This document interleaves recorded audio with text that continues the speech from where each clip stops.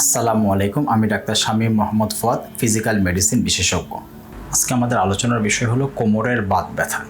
কোমরের বাত ব্যথা ইংলিশে যেটাকে বলা হয় স্পন্ডাইলো আর্থ্রাইটিস।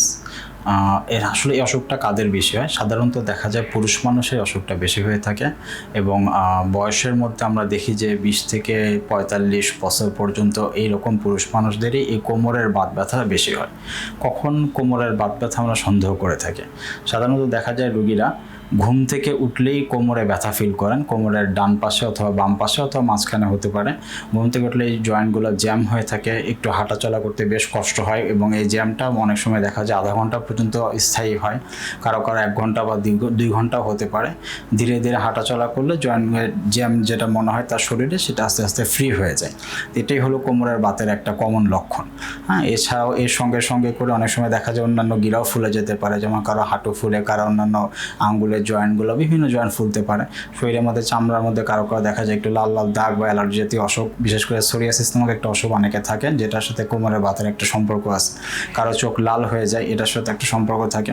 কারো প্রস্রাবে জ্বালাপোড়া থাকে, জ্বালাপোড়া করার পরে বা পেশাবে ইনফেকশনের পরে কোমরে বাত ব্যথা দেখা যায়। এই সব কিছু মিলে কোমরের বাত ব্যথার আমরা স্পন্ডাইলো আর্থ্রাইটিস অসুখটি চিন্তা করে থাকি। এক্ষেত্রে রোগীকে আসলে আমরা আগে ইতিহাস শোনার পরে তাকে কিছু ফিজিক্যালি আমরা দেখে কিছু পরীক্ষা নিরীক্ষা করে কনফার্ম হয়। তার মধ্যে একটা ইম্পর্টেন্ট পরীক্ষা হলো HLA-B27। যাদের দেখা যায় যে B27টা পজিটিভ, তাদের জীবনের কখনো না কখনো এরকম কোমরের বাত ব্যথা অথবা অন্যান্য জয়েন্টের বাত ব্যথা হওয়ার অনেক সম্ভাবনা থাকে। চিকিৎসা হিসেবে এই রোগীদের সবচেয়ে বেশি জরুরি হলো যে অ্যাক্টিভ থাকা। একেবারে বিছানায় বসে থাকতে হবে, বসে থাকতে, বরং বসে থাকলে শুয়ে বসে থাকলে দেখা যায় বাত ব্যথাগুলো বেড়ে যাচ্ছে।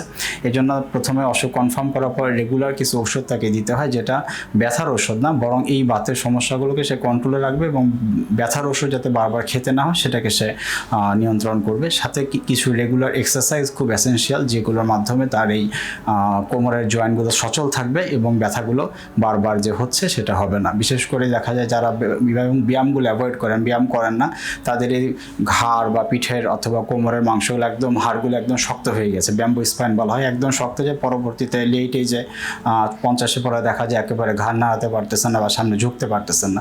যেন আর্লি যে প্রাথমিক অবস্থায় যেগুলো অসুখটা ডায়াগনোসিস করা যায় এবং তারপর ঠিকমতো চিকিৎসা করা যায়, রোগীরা অনেক ক্ষেত্রে ভালো থাকেন। ধন্যবাদ।